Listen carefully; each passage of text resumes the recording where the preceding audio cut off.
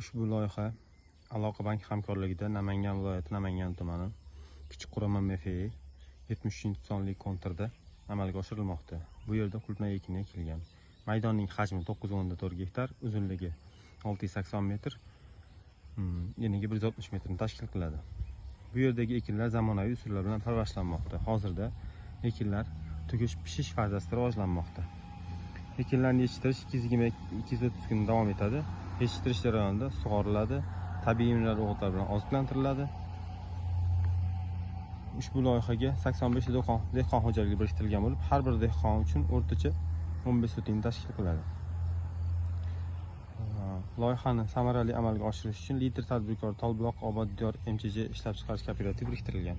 Ushbu loyiha bo'yicha biriktirilgan har bir gektardan 8 tonnadan jami 75 tonna hosil olish rejalashtirilgan. Mazkur ekin yig'ishtirib olingandan so'ng ikkinchi ekinga ham yuqori daromadli ekin turi ekish hamda ekish orqali yer egalarining daromadini yanada oshirib borish rejalashtirilgan.